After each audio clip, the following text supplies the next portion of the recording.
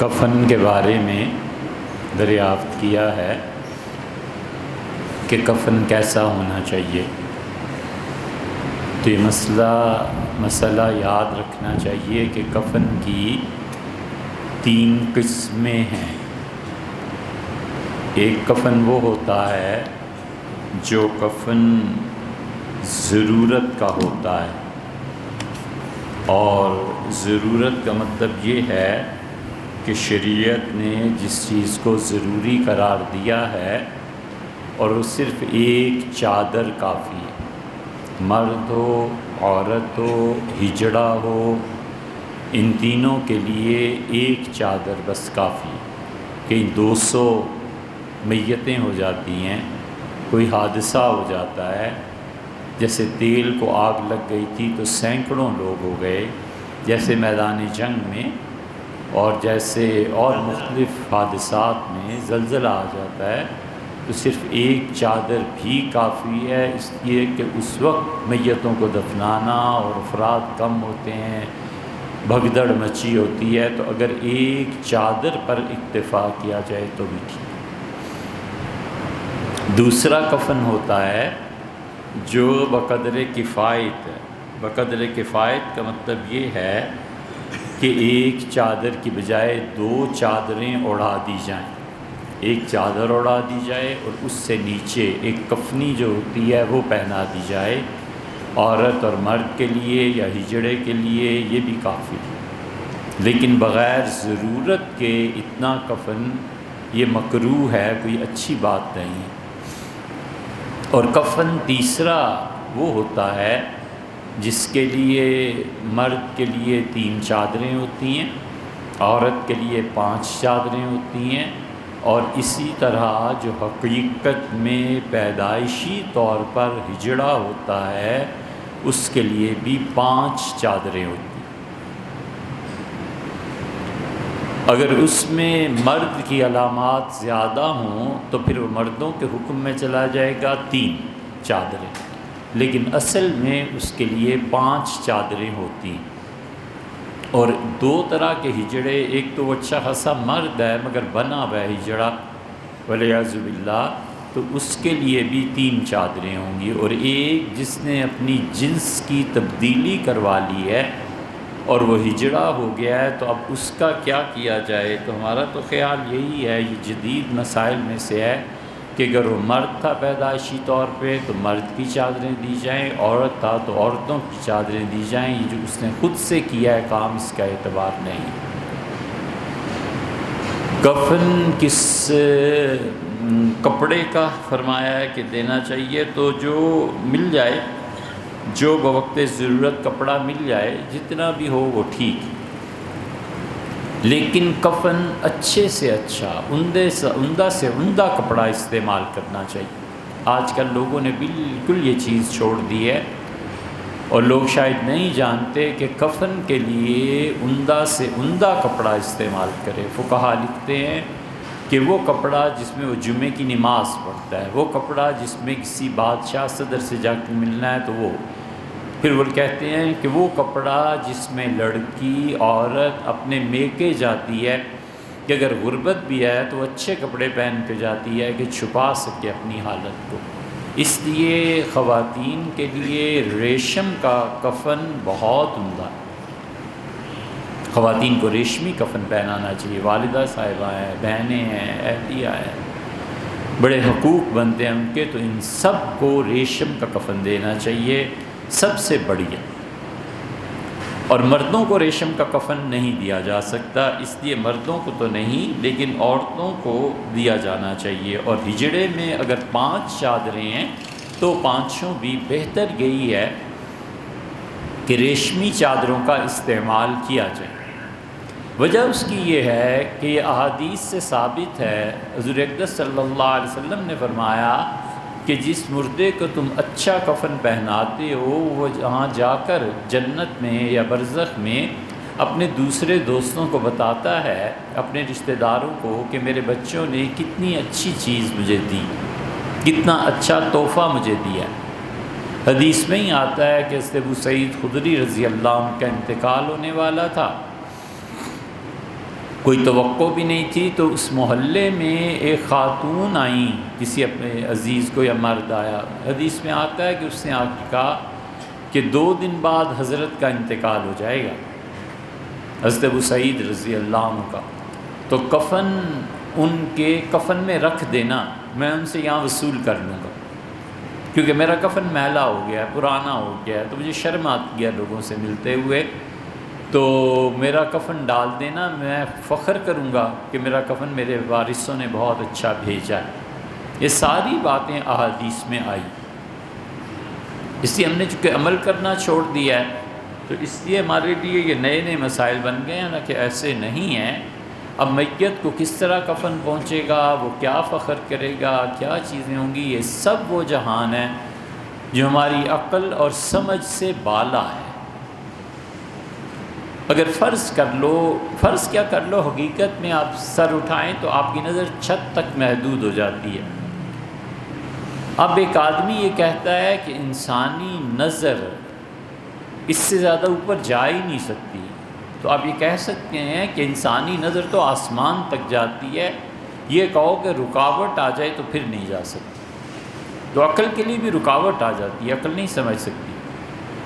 حضرت رسالت پناہ صلی اللہ علیہ وسلم نے فرمایا کہ اس کی روح جوں ہی نکلتی ہے، اللہ کے فرشتے اسے ریشمی چادروں کے کفن میں لپیٹ کے سیدھا خدا کے عرش کے نیچے لے جا کر لٹا دیتے ہیں، اور وہ جہاں سے گزرتی ہے اللہ کے فرشتے اس کے لیے دعا مانگتے ہیں، ایک دوسرے کو مبارکباد دیتے ہیں کہ کیا ہی اچھی خوشبو ہے، کیا ہی اچھی روح ہے جو گئی۔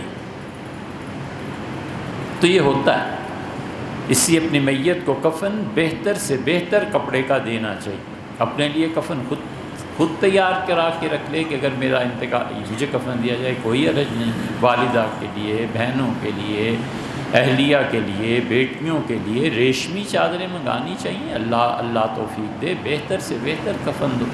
اور حضور اقدس صلی اللہ علیہ وسلم نے فرمایا جو کسی میت کو کفن دے گا، عرض کیا گیا اللہ کے رسول اس کا کیا اجر ہے؟ فرمایا اللہ 100 جوڑے خالص ریشم کے موت کے بعد پھیلا دے گا، مختلف رنگوں کے، کہ چن لے، اور یہ اجر ہے تجھے، تو نے جو میت کو کفن دیا۔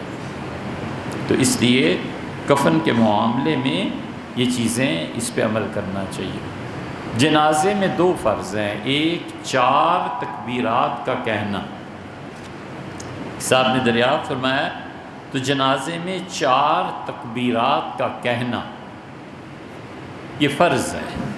چاروں تکبیریں اصل میں 4 رکعتوں کا قائم مقام ہے۔ ایک آدمی جس تکبیر میں بھی پہنچتا ہے نا، آسان فارمولہ ہے اس کو پہلی تصور کر لے، بس اللہ اکبر کہہ کے اور ثنا پڑھے، بس چھوڑے امام جو کچھ پڑھ رہا ہے نہیں پڑھ رہا، کیا کچھ نہیں، بس دوسری کہے درود شریف، تیسری کہے دعا، اور چوتھی کہہ کے سلام پھیر، چاہے امام نے چوتھی پہ اسی وقت سلام پھیر دیا ہے، یہ ان دعاؤں کو مانگتا رہے، دوسری تیسری چوتھی، یہ اس جماعت میں ملنے کا طریقہ ہے کہ پہنچے اور جنازے کی تکبیر۔ اب کس سے پوچھنے کی کیا ضرورت ہے یار، آپ کو پتہ ہے کہ 1 تکبیر یا 2 ہو گئی یا 3 یا کچھ بھی پتہ نہیں، کھڑے ہو جاؤ، پہلی تکبیر کہہ کے ثنا پڑھنا شروع۔ اور انہوں نے لکھا ہے کہ جنازہ ہوا ان کا وہاں جرمنی میں، اور انہوں نے کرونا کی وجہ سے اپنی گاڑی میں بیٹھ کے جنازہ پڑھ لیا، یہ نہیں ہوا۔ جنازے میں قیام فرض ہے، جنازے میں کھڑا ہونا فرض ہے، یہ اس کا فرض ہے، ایسے ہی جیسے وضو فرض ہے ایسی وہ بھی فرض ہے۔ تو جنازے کی نماز میں 2 فرائض ہوتے ہیں، ایک 4 تکبیرات کا کہنا اور ایک قیام، اور 3 چیزیں ایسی ہیں جو سنت موقدہ ہیں۔ جنازے میں جان بوجھ کے اگر انہیں چھوڑ دے تو گناہ گار ہوگا۔ پہلی سنت ثنا کا پڑھنا، دوسری سنت حضور اقدس صلی اللہ علیہ وسلم پہ صلاۃ و سلام کا بھیجنا، اور تیسری سنت موقدہ دعا مانگنا میت کے لیے۔ یہ دعائیں یاد کرنی چاہیے، یہ دعائیں اپنی ٹیبل پہ رکھ لینی چاہیے، روز ایک دعا روز پڑھتا رہے حتیٰ کہ یاد ہو جائے۔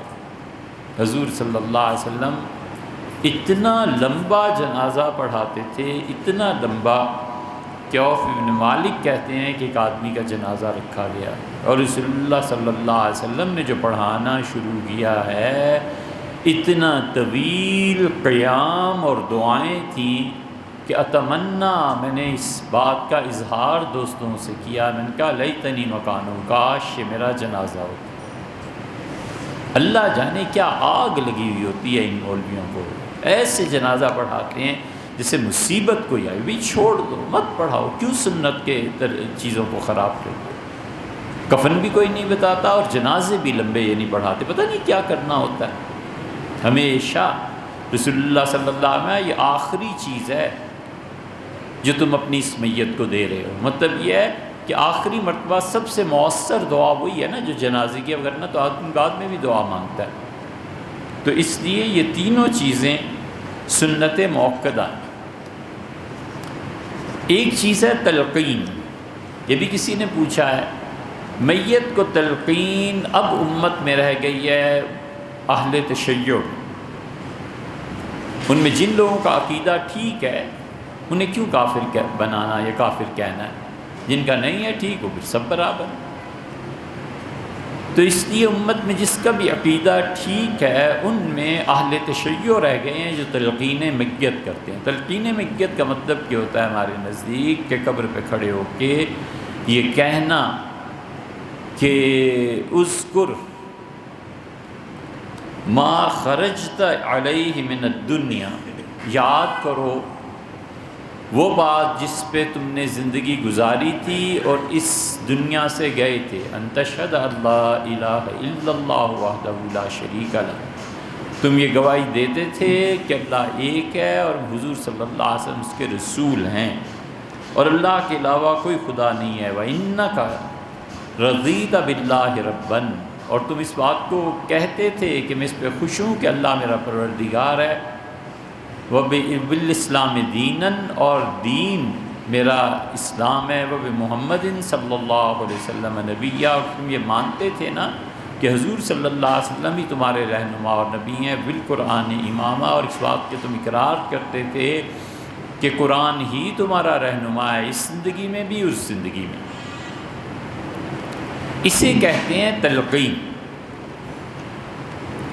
یہ اہل تشیع کرتے تھے، اور یہ تلقین ہم نے دیکھی ہے بعض بریلوی حضرات میں، وہ بھی تلقین کرتے ہیں۔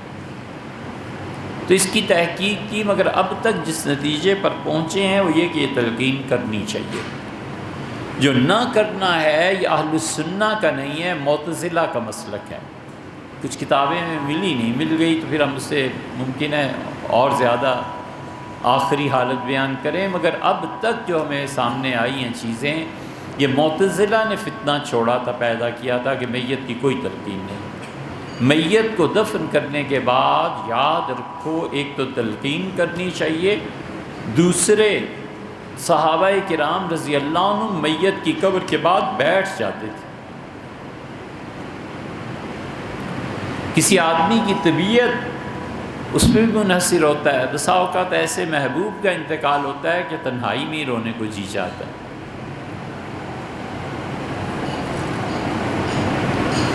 اپنی کیفیت کا نام، لیکن ہمیشہ صحابہ کرام رضی اللہ عنہ کہتے تھے کہ ہم اتنی دیر بیٹھتے تھے جتنی دیر میں ایک اونٹ کو ذبح کر کے اس کا گوشت تقسیم کیا جائے، 2 گھنٹے، 3 گھنٹے، 1.5 گھنٹہ، 2 گھنٹے ایسے۔ اور یہ آیا ہے حضور صلی اللہ علیہ وسلم نے بھی فرمایا تم اپنی میت کے پاس بیٹھا کرو اتنی دیر جتنی دیر میں ایک اونٹ کو ذبح کر کے اور اس کا گوشت تقسیم کیا جائے، اور فرمایا کہ تم اس کے پاس بیٹھو گے تو اس کی وحشت دور ہوگی اس نئے گھر سے، اور تم اللہ کو یاد کرو گے، یعنی تلاوت کرے، کلمہ پڑھے، کچھ پڑھے، سبحان اللہ، الحمدللہ، اللہ سے دعا مانگے۔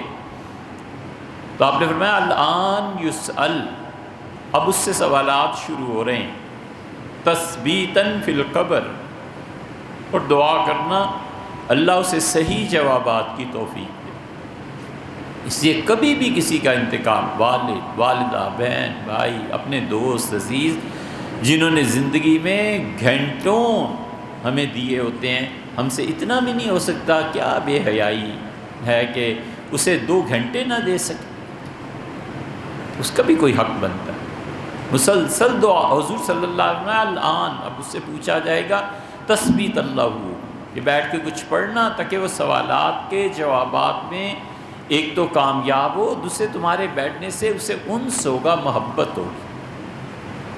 اسی بنا پر رسول اللہ صلی اللہ علیہ وسلم نے فرمایا یسمع قرعان علیکم، بخاری میں آتا ہے اپنا، تم جب تدفین کر کے واپس جا رہے ہوتے ہو نا تو تمہارے جوتوں کو وہ سنتا ہے، جوتوں کی آواز کو، اور بٹھا دیتے ہیں اللہ کے فرشتے۔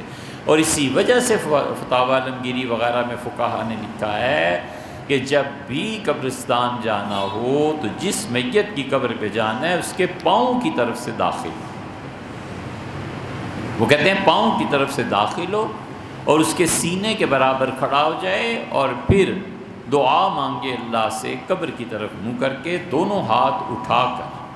اور اگر کہیں ڈر ہو کہ لوگ کہیں گے بزرگوں سے مانگ رہا ہے تو پھر نہ کریں، والعیاذ باللہ، وہ ایک احتیاط ہے، لیکن عام دنیا میں یہی دستور اور رسول اور شریعت کا قاعدہ ہے، اس پہ عمل کرنا چاہیے۔ اور پھر اس سے اتنا اگر بیٹھنا ہے تو اتنے ہی فاصلے پر بیٹھنا چاہیے جتنے فاصلے میں زندگی میں اس سے فاصلہ 2 کرسیوں کا، 2 بیٹھنے کی جگہوں کا رکھا جاتا تھا، اتنا ہی رکھنا چاہیے، اور تلقین کرتے رہنا چاہیے کہ آپ جس چیز پہ زندگی گزار کے گئے ہیں وہ یہ تھا کہ اللہ تعالیٰ وحدہ لا شریک ہے، اس کا کوئی شریک نہیں، اور حضور صلی اللہ علیہ وسلم ہمارے نبی ہیں، اور قرآن ہمارا امام ہے، اور آپ اس بات پہ راضی تھے، خوش تھے۔ یہ تلقین کرنی چاہیے میت کو، ضروری نہیں ہے کہ اونچی آواز میں کرے، زبان سے پڑھ لے، بس ان الفاظ کو پروردگار جانتا ہے کہ اس تک کیسے پہنچے گا، اور اسے یہ بھی معلوم ہے یہاں سے جو چیزیں ہیں وہ عربی زبان میں منتقل کر کے میت تک پہنچائی جاتی ہیں۔ یہ اللہ کا اپنا ایک نظام ہے، ہماری عقل میں آڑ پڑ جاتی ہے، اس لیے ہم اسے نہیں سمجھ سکتے۔ لیکن ایک یہ تلقین، اور ایک میت کے پاس بیٹھا رہے گھنٹہ، 1.5 گھنٹہ، 2 گھنٹہ، وضو ہو نہ ہو، وضو ہے تو قرآن کی تلاوت ہے، نہیں رہا تو نہ صحیح، اللہ کا ذکر ہے، اللہ کی یاد ہے، دعا مانگنا ہے، یہ چیزیں کرنی چاہیے۔ اور چھٹ گئیں، اب تو جنازے کی نماز چھٹ گئی لوگوں کی، اور اسی طرح جو اتنی چھوٹی چھوٹی دعائیں، پتہ نہیں کیا تماشا ہے یہ۔ آپ کے پاس کوئی سوال ہے؟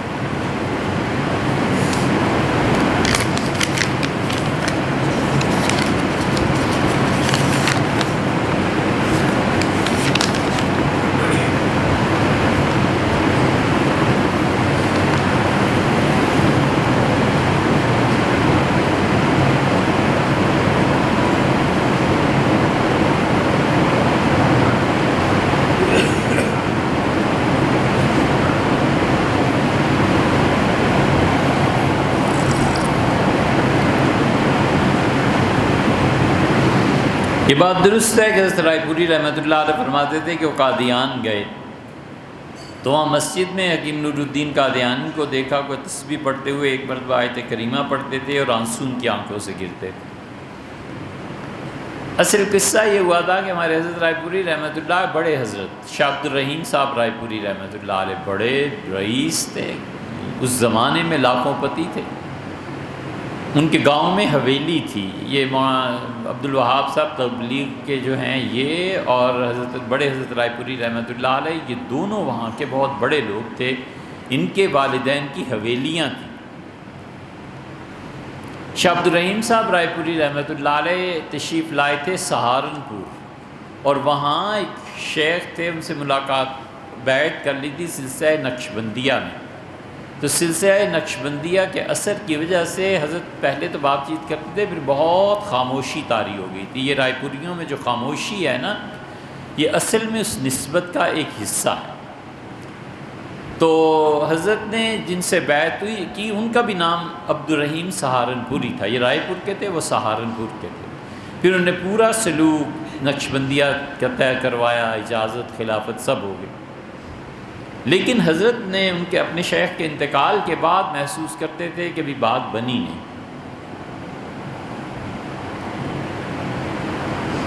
تو حضرت فرماتے تھے کہ میں نے سوچا کہ کلیر جاؤں، رڑکی کے قریب ہی۔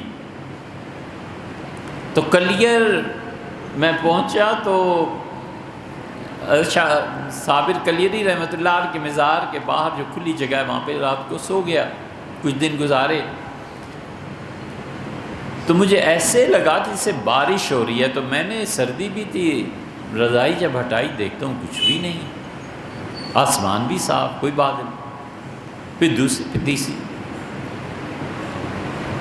تو آواز دینے والے نے آواز دی اور اسے کہا عبدالرحیم گنگو چلے جاؤ، تمہارا حصہ وہاں رکھا ہے۔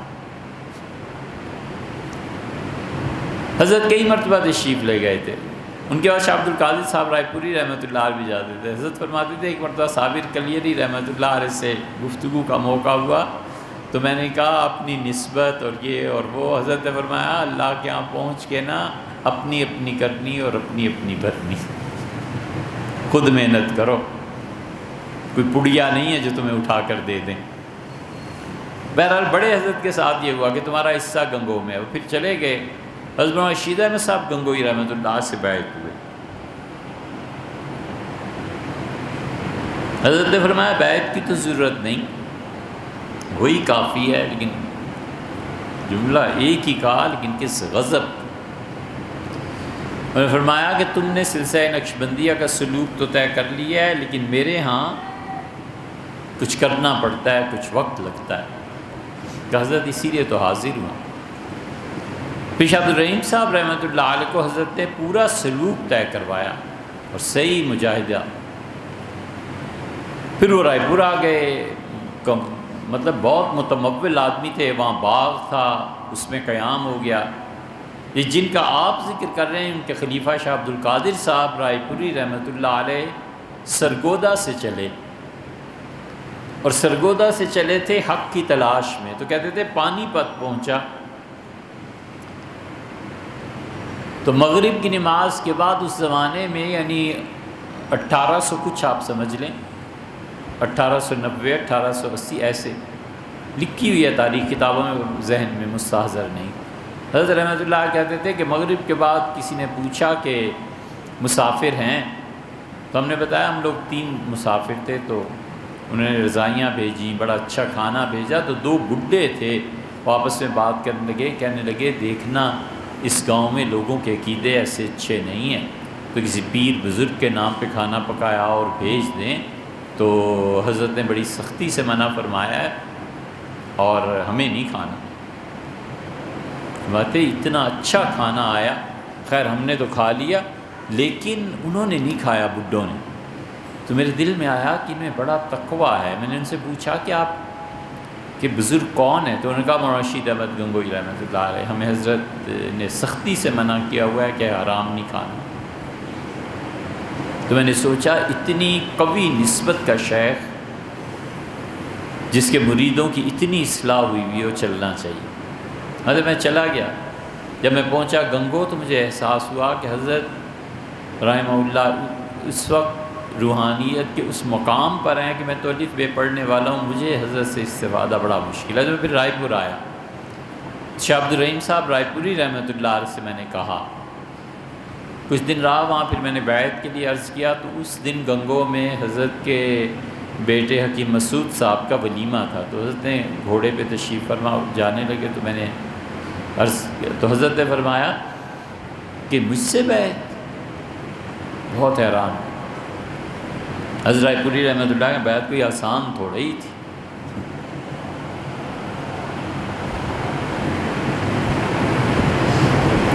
بڑے تعجب سے پھر مجھ سے بیعت؟ میں نے کہا جی کہنے لگے بھی تو میرے شیخ زندہ ہے گنگو میں، وہاں جا رہا ہوں، وہاں سے۔ میں نے کہا حضرت وہ جتنے بھی بڑے ہوں مجھے تو آپ سے ہی رکھنا ہے تعلق۔ تو مسکرائے، فرمایا اچھا میں وہ آؤں ولیمے سے تو پھر ملنا۔ یہ جو وقفہ ملا کہ حضرت گئے ہیں، میں نے سوچا قادیان بھی جا کے دیکھوں وہاں بھی کیا رنگ ہے۔ تو جب گیا تو یہ جو آپ نے لکھا فرماتے تھے حکیم نور الدین نے نماز پڑھائی، اور حکیم نور الدین عصر کی نماز پڑھ کے آ کے بیٹھا، پہلا خلیفہ تھا، مرزا غلام احمد قادیانی کا انتقال ہو گیا تھا۔ تو عصر کے بعد جب وہ ذکر کرتا تھا تو جس طرح تسبیح کا دانہ گرتا تھا اسی طرح اس کے آنسو بھی گرتے تھے۔ میں حیران رہ گیا اور کچھ متاثر بھی ہوا۔ میں نے کہا اتنا بڑا آدمی ہے یہ، پھر مغرب کی نماز پڑھی، پھر میں نے لوٹائی، اور میرا دل پریشان تھا کہ ایک وہ ہے ایک یہ ہے، میں کدھر جاؤں؟ تو میں نے کہا حکیم صاحب آپ کے حق پہ ہونے کی دلیل کیا؟ انہوں نے کہا ہمارے یہاں کشف ہوتا ہے، اچھے خواب آتے ہیں۔ میں نے کہا وہ تو کسی کو بھی غیر مسلم کو بھی آ جاتے ہیں، یہ تو کوئی دلیل نہیں ہے۔ تو چپ ہو گئے۔ پھر جب اس کشمکش میں تھا کہ رائے پور یا قادیان، تو میرے دل کو ایک چیز نے تسلی دی۔ میں نے کہا کچھ ہو جائے، جسے میں دیکھ کے آیا ہوں وہ چہرہ جھوٹے کا نہیں ہے، جسے میں دیکھ کے آیا ہوں یہ چہرہ جھوٹے آدمی کا نہیں۔ پھر پڑھے رہے حضرت رحمۃ اللہ علیہ کے یہاں، اور اللہ نے بہت بہت برکت دی۔ مولانا غلام علی صاحب رحمۃ اللہ علیہ کے بعد اگر کوئی خانقاہ آباد ہوئی ہے تو یہ رائے پور تھی۔ آپ نے لکھا ہے کہ میں نے خارجیوں کے متعلق عرض کیا تھا، خارجی بالکل بڑے عبادت گزار، یہ معتزلہ بڑے عبادت گزار تھے، یہ اہل تشیع بڑے عبادت گزار تھے، ان کی عبادتوں میں کوئی کمی تھی؟ ہم 20 رکعتیں تراویح کی 8 پہ آتے ہیں اور دلیلیں پوچھتے ہیں۔ شیعہ کے ہاں 100 رکعتیں روزانہ پڑھنا رمضان میں، یہ ان کی عبادت۔ پڑھتا کون ہے؟ میں نے مفتی جعفر صاحب سے سنا تھا، جب ضیاء الحق کے زمانے میں اسلام آباد کا گھیراؤ ہوا تھا تو مفتی صاحب تشریف لائے تھے، وہ کہتے تھے اپنے متعلق کہ میں نے کبھی رمضان میں 100 رکعتوں سے کم نہیں پڑھی۔ اپنے بچوں کو، شیعوں کو نصیحت کرتے تھے کہ تم خدا کی عبادت میں طاق تھے، اس میں شبہ، اور اہل سنہ بھی کتابوں میں جو بزرگوں کے سب پڑھتے تھے۔ اصل بات تو عقیدے کی تھی کہ عقیدہ کیا ہے۔ عقیدہ اگر اہل سنہ کے موافق ہے تو اللہ کے یہاں نجات ہے۔ اہل سنہ سے ہٹ کے معتزلی، خارجی، مرجئہ، جہمیہ وغیرہ وغیرہ وہ عقیدے کی بدعات ہیں۔ اہل تشیع میں بھی بہت سے ہیں مسلمان، لیکن بدعات ہیں عقیدے میں، اس کی سزا ملے گی، اور اللہ چاہے تو اپنی رحمت سے معاف فرما دے۔ اور اس کے بعد تیسرا درجہ یہ ہے کہ وہ اسلام کے دائرے سے ہی نکل جائے، جیسے قادیانی۔ آپ کی بات یہ دوسری کہ ان اعمال کا فائدہ ہوگا، یہ کئی بار آ چکی بات، آپ سنتے نہیں نا، پھر اب کیا کریں، ایک ہی بات کو بات بات کہاں تک دہرائیں۔ بس چلو ایک فکرے کی بات یہ ہے کہ یہ اعمال جو ہے نا، کافر کی نیکیاں، اس کی دنیا میں برکت کا سبب بن جائیں گی، یا اس کے قیامت میں جو اعمال ہیں ان اعمال میں عذاب میں تخفیف ہو جائے گی، اور یا پھر ان اعمال کی برکت سے، اچھائی کی برکت سے اللہ تعالیٰ اس کا خاتمہ بالخیر کر دیں گے۔ یہ تینوں میں سے جو صورت اللہ کو منظور ہو جائے گی۔ اور یہ حدیث میں آیا ہے، جنت جو ہے بھیا وہ اعمال کا صلہ نہیں ہے، جنت اللہ کا فضل اور پلس صحیح عقیدہ، ان دو چیزوں کا صلہ ہے، ٹھیک ہے نا؟ جنت اعمال کا صلہ نہیں ہے۔ اعمال جو بھی آدمی کرتا ہے اچھے برے، اگر عقیدہ اس کا درست ہے تو اللہ تعالیٰ اس کے ساتھ مہربانی کرے۔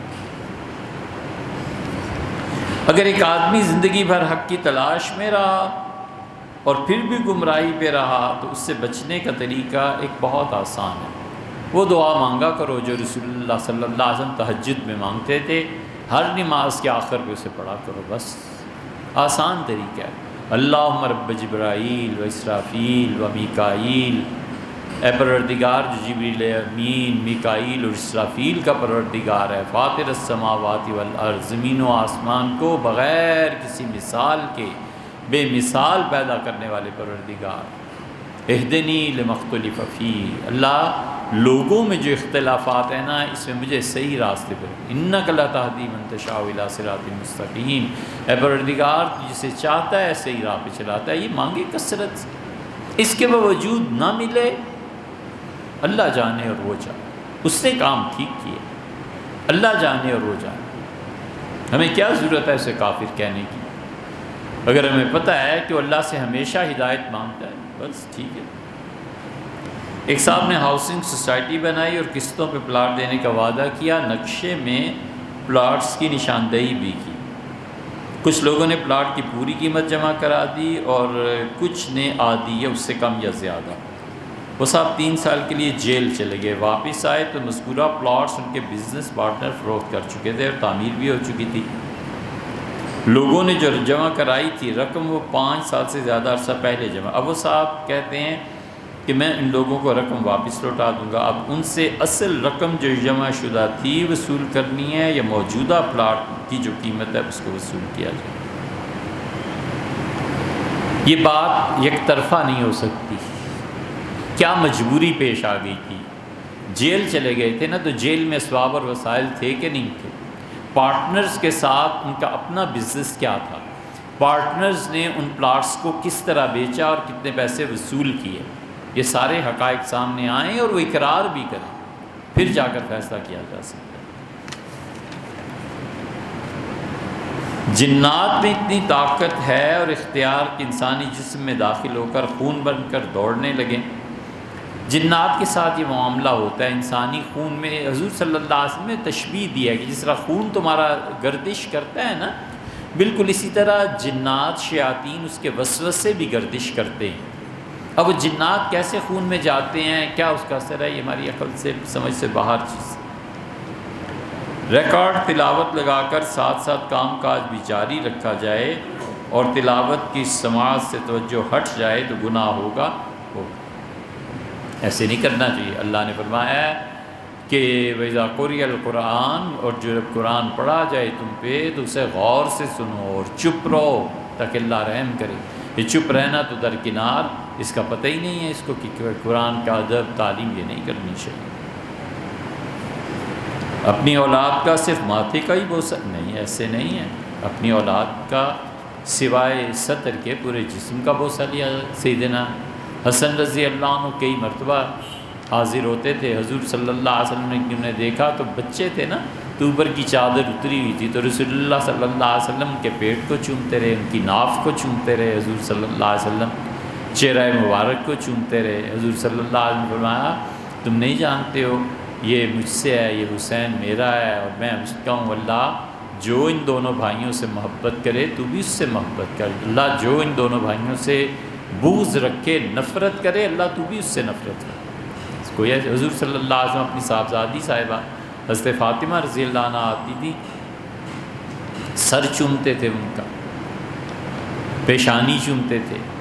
روایت پہ تو محدثین نے کہیں بحث کی ہے لیکن یاد پڑتا ہے، ایسے ہاتھ چومتے تھے۔ وہ رسول اللہ صلی اللہ علیہ وسلم کا سر چومتی تھی، حضور صلی اللہ علیہ وسلم ہٹا دیتے تھے چیزوں کو، اپنی چادر بچھا دیتے تھے اور فرماتے تھے بیٹھو یہاں میرے ساتھ۔ اور یہ بنو مخزوم تھے، انہوں نے یہ کیا کہ ان کی بیٹی سے سیدنا علی رضی اللہ عنہ نکاح کر لیں، اور حضور اقدس صلی اللہ علیہ وسلم تشریف لائے ہوئے تھے تو سیدنا علی رضی اللہ عنہ کے بھائی تھے جعفر اور باقی عقیل تھے، انہوں نے کہا کیا ایک ہی شادی تم نے کی ہوئی ہے، زیادہ شادیاں کرو، اور بھیا کیا مدینہ منورہ میں بیٹھے رہتے ہو، مکہ میں دیکھو نا ہم گھر تعمیر کرتے ہیں خدا کا، یہ کرتے ہیں، حاجیوں کو پانی پلاتے ہیں۔ اللہ نے اس پہ آیت، اللہ نے کہا جعلتم سقایۃ الحاج و عمارت المسجد الحرام، یہ وہ جواب ہے جو بھی آپ نے کہا نا کہ کافروں کو کیا فائدہ ہوتا ہے۔ اللہ نے فرمایا بیت اللہ کو بنانا اور پیاسے حاجیوں کو زمزم پلانا، کیا تم یہ سمجھتے ہو کہ اس شخص کے برابر کام کر رہے ہو؟ من آمن باللہ والیوم الآخر، جو اللہ اور آخرت کو مانتا ہے، وہ اتنی بڑی چیز ہے کہ تمہارے یہ دونوں کام اس کے مقابلے میں نہیں آ سکتے، کیونکہ جو آخرت کو مانتا ہے نا اس کی ساری زندگی ٹھیک ہو جاتی ہے۔ تو بنو مخزوم نے یہ چاہا، ان کے بھائیوں میں نے بھی چاہا سیدنا علی رضی اللہ عنہ کے شادی کرا دیں، اور شادی کہاں کرا رہے تھے، وہ نکاح ہونا تھا ابو جہل کی بیٹی سے۔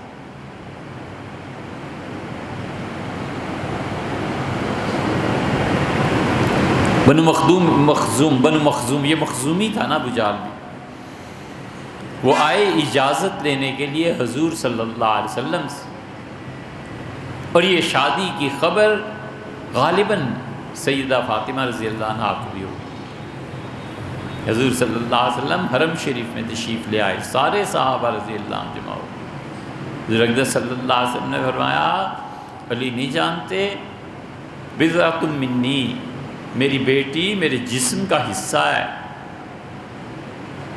ما ارابہا ارابنی، جو میری بیٹی کو تنگی ہوتی ہے تو مجھے بھی تکلیف پہنچتی ہے، جو میری بیٹی کو پریشانی لگتی ہے تو میں بھی پریشان ہوتا ہوں۔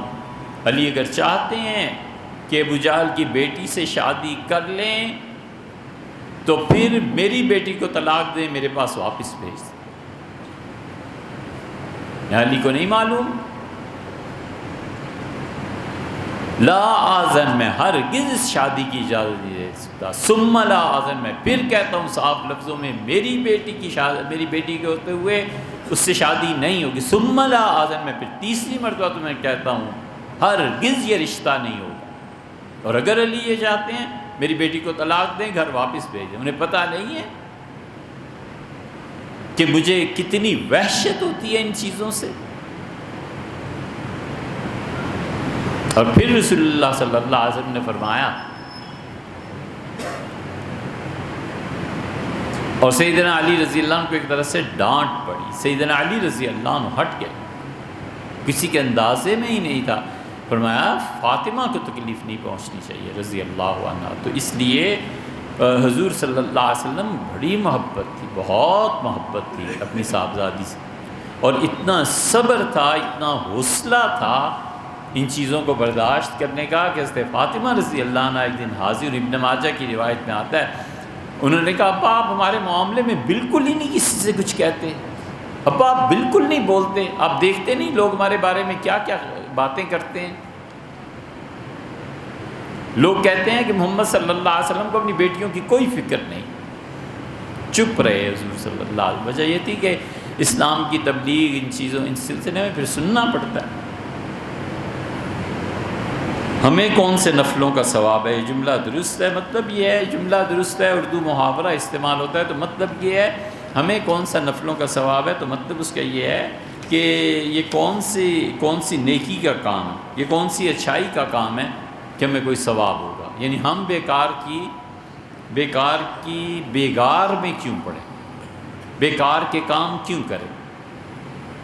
یہ محاورے استعمال ہوتے ہیں، اور محاورے جو ہوتے ہیں وہ کفر اسلام کا مسئلہ نہیں بن جاتے، ٹھیک ہے نا۔ محاوروں کا اپنا ایک مزاج ہوتا ہے، زبانوں کا اپنا ایک مزاج ہوتا ہے۔ حضور صلی اللہ علیہ وسلم حدیث میں کبھی کبھی محاورہ استعمال کرتے ہیں، اور یہ جو اردو ترجمہ اس کا ہوتا ہے نا، وہ محاورے کا ترجمہ اردو میں نہیں کیا جا سکتا، اردو میں اس کے مقابلے میں محاورہ لانا پڑتا ہے۔ قرآن نے محاورہ نہیں استعمال کیا، اللہ نے حتیٰ یلج الجمل فی سم الخیاط، اور کافر اس وقت تک جنت میں نہیں جا سکتا جب تک کہ باہری جہاز باندھنے والا لنگر، موٹا رسہ سوئی کے ناکے سے نہ گزر جائے۔ اب کر لو اس کا ترجمہ کیا کرنا۔ ان ہؤلاء متبر ما فی، اللہ نے فرمایا کہ سامری نے جو کچھ کیا تھا، موسیٰ علیہ السلام نے کہا ان ہؤلاء متبر، یہ سب کچھ جو ہے یہ تباہ ہو جانے والا ہے۔ اور متبر جو ہے یہ لفظ عربی میں استعمال ہوتا ہے جھاڑو پھیر دینے کے لیے، یہاں محاورے میں یہ سب تباہ ہو جانے والا ہے جو تم نے خدا کے علاوہ دیگر بتوں کی بچڑا بنایا۔ ہمارے حضرت رحمۃ اللہ نے ترجمہ کیا تھا، کمال کا ترجمہ تھا، آکسفورڈ میں تھے ہم، کیا مجلس تھی۔ حضرت رحمۃ اللہ تشریف فرما ہوئے اور ظہر تک وہ مجلس جاری رہی، اٹھتے ہوئے فرمانے لگے ہم سے کہ تم نے تو لکھنؤ کی یاد تازہ کر دی۔ یہ آیت آئی تو خود ہی ترجمہ فرمایا، ہم اس کا ترجمہ کرتے قرآن کا تو یہ ترجمہ کرتے کہ ان ہؤلاء متبر، ارے یہ تو جھاڑو پھر جانے والی ہے۔ متبر جھاڑو پھیرنے کو کہتے ہیں نا، اردو میں جھاڑو پھر گیا، جھاڑو دے دیا مطلب ختم کر دیا۔ تو یہ نقطہ اس سے یاد رہنا چاہیے کہ یہ جو حارث سلطان ہے نا، یہ ملحدین آج کل جو کچھ، وہ حضور اقدس صلی اللہ علیہ وسلم کے احادیث میں ایسے جملے لے کے آتے ہیں جو جملے اصل میں اس زبان کا ایک حصہ ہے، اس کا محاورہ ہے، اس پہ کہنا کہ حضور اب یہ ابھی یہ بات ہوئی تھی نا، شیطان رگوں میں دوڑتا ہے، حقیقت نہیں ہے، مطلب یہ کہ وہ وسوسے ڈالتا ہے، اور جس طرح خون گردش کرتا ہے انسانی دماغ ان وسوسوں میں جکڑا جاتا ہے۔ یہ تھوڑا ہی ہے کہ حضور صلی اللہ علیہ وسلم جن چلے گا اندر، اور ایسے نہیں ہے۔ تو محاورے کا استعمال جو ہوتا ہے وہ محاوروں میں ہوا کرتا ہے۔